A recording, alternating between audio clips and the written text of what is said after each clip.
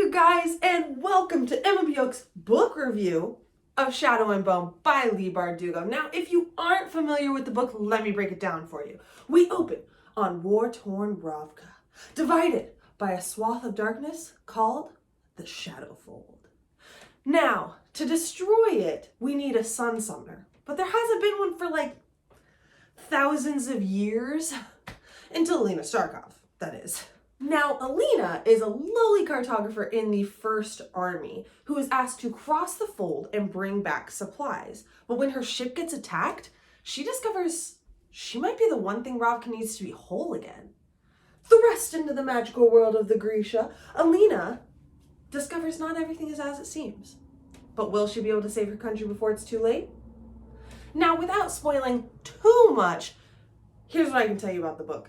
Overall, I would give it about 3 out of 5 stars. While we're introduced to this fascinating new fantasy world, there's just a little too much world building for me. The readers are smart enough to piece most of the things together on their own, and it didn't need to be laid out so bluntly for us.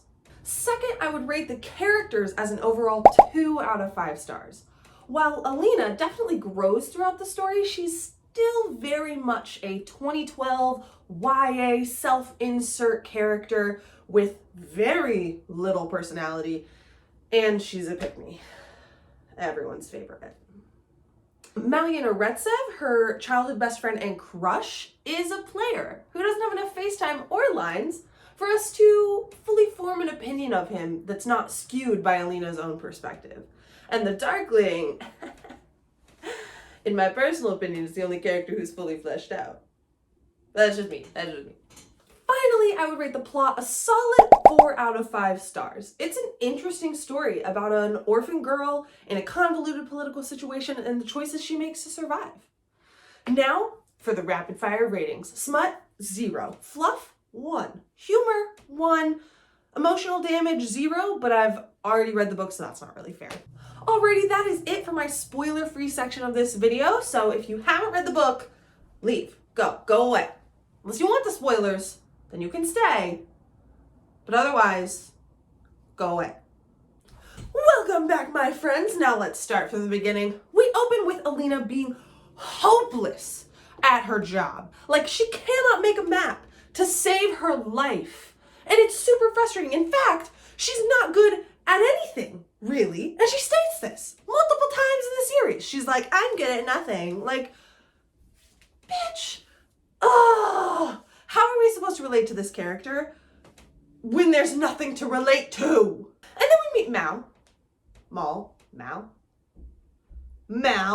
who is annoying for a completely different set of reasons. Like, he's really good at everything, and he knows it.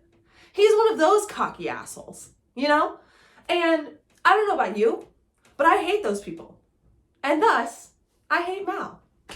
Anyway, so then they go out on the fold, Alina shows her powers, blah, blah, blah, cut to the Darkling's tent.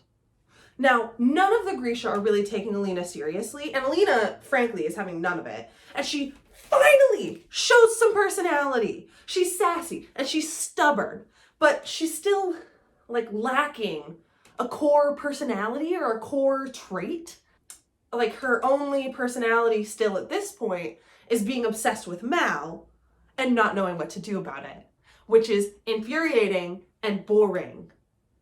Then we jump to the little palace where we meet Genya. Now, I love Genya, but Alina really has no reason to. She latches onto Genya like a leech for no good reason. They don't bond over a shared interest because Alina doesn't have any, and Genya does nothing to win her favor. So, like, their bond doesn't really make sense story-wise. I love their relationship, don't get me wrong, but the origin doesn't make sense. Now, this is only further emphasized when Alina is unable to make any other friends at the little palace. Like, she hates Ivan, she hates Zoya, she doesn't like Nadia or Marie, but she likes Genya. Why? I still don't know. So Alina is training, and draining, and it just goes on forever with no forward progress. Like, it feels like she's training for 10 years. Like, I swear, she has been training for 3 years before she even gets a hold of her powers, which we find out she has just been pushing down. She's been holding back just for no reason. She's just been pushing him down because she doesn't feel like it. That's it. Lame. But we finally see Alina start to develop some semblance of a personality. It's centered around her powers, but still. And then, oh, she kisses the Darkling. Well, he kisses her, but still. And she loses her personality to a man again. Oh, it's infuriating. Oh my God. Like, we were so close. We were so close. And now she's like, I want to wear black to the winter fete. No. Like, we were on the right track. You were almost your own person. But then the winter fete comes around. And who does she see? She sees Mal again. And what happens? Oh, it's like the Darkling never even existed. She becomes a Mal girly again.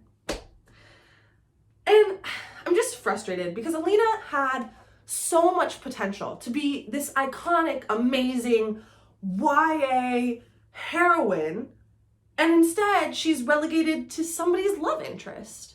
Like, to somebody who can't exist without a man. And I hate that. So then Alina runs because Baghra told her to, and Alina can't make decisions on her own. And who does she run into ever so conveniently while running away? Mal. Of course she does. And then they decide to go for the stag, which ends up being pointless because the Darkling gets there at the same time and kills the stag. And then Alina's power is his. But because Alina showed the stag mercy, she gets its power? Question mark? It was a little confusing. Didn't quite make sense. Those pieces didn't quite mesh together. It was a little cheap. So then they put the collar on Alina and they plan to take her into the fold, but she gets to spend one night with Mal while he's in prison, and they're all lovey-dovey and all over each other, and it's just annoying. I didn't like it. And then the fight in the fold happens. Now, I don't know about you, but I was expecting this to be like a fight, like a battle, and instead we get like a mere tussle. Just a little pow, you know? And I wanted more from that. I wanted so much more. But the point is, Alina and Mal survived to see another book, yippee. Now, personally, I don't think this book deserved a TV adaptation. I don't think it's good enough on its own to need one, you know?